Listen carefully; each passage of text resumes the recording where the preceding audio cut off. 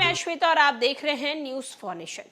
बिहार शिक्षा विभाग के एसीएस के पाठक लगातार सुर्खियों में हैं। के पाठक एक पर एक फरमान जारी करते हैं और उनके फरमान से शिक्षा विभाग के साथ साथ राजभवन में भी हड़कंप मचता हुआ नजर आता है।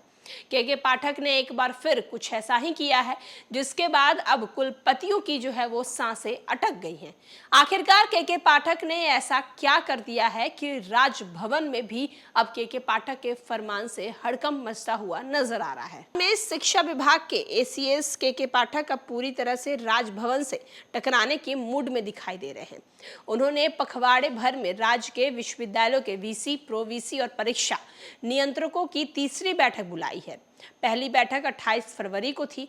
राज्यपाल ने विश्वविद्यालयों के अधिकारियों को बैठक में शामिल होने से मना कर दिया था। 2-3 को छोड़कर बैठक में कोई भी शामिल नहीं हुआ। इससे नाराज होकर के पाठक ने विश्वविद्यालयों के बैंक खातों के संचालन पर रोक कर दी। इतना ही नहीं, उनके खिलाफ एफआईआर का भी आदेश दे दिया। अब इस काम की अब चौतरफा आलोचना होने लगी। उन्होंने बैंक खातों के संचालन से रोक हटा ली, एफआईआर के आदेश भी वापस ले लिए। इस बीच उन्होंने 9 मार्च को फिर से अधिकारियों की बैठक बुलाई। राजभवन ने फिर से इस बैठक को रोके जाने का आदेश दिया।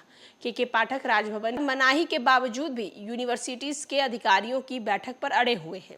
15 मार्च को बैठक बुलाई है। माना जा रहा है कि इस बार उनका अंदाजा अधिक सख्त होगा। बैठक में न आने पर वे फिर से विश्वविद्यालय अधिकारियों के खिलाफ कोई न कोई सख्त कदम उठाएंगे। के पाठक शिक्षा विभाग में प्रशासनिक पद पर हैं। राज्यपाल संवैधानिक पद पर आसीन हैं। अभी तक यही मानी जा रहा है कि विश्वविद्यालय के चांसलर राज्यपाल होते हैं। उनके कामों से दूसरे दखल अंदाजी नहीं कर सकते। यानी के पाठक को राज्यपाल के काम में हस्तक्षेप करने का कोई भी अधिकार नहीं है। के पाठक की अपनी दलील है। वे कहते हैं यूनिवर्सिटी राज्य सरकार के उच्च शिक्षा विभाग से संबंध है, इसलिए परीक्षा कैलेंडर बनाने और परीक्षा समय पर संचालित करने का अधिकार राज्य सरकार के दायरे में आता है। एक्सपर्ट मानते हैं कि के पाठक जबरन राज्यपाल के कार्यक्षेत्र में दखल दे रहे हैं। मामला अगर अदालत में गया तो के पाठक को अपनी औकात का पता चल जाएगा। जहां आपको बता दें कि के पाठक राज्यपाल के कामों में दखलंदाजी कर रहे हैं और इसका खामियाजा के पाठक को भुगतना भी पड़ सकता है। राज्यपाल ने सारे वीसी को साफ साफ मना कर दिया है कि इस मीटिंग में उन्हें शामिल नहीं होना है, लेकिन फिर भी के पाठक मीटिंग रखे हैं। पहली मीटिंग में बहुत से वीसी शामिल नहीं हुए थे।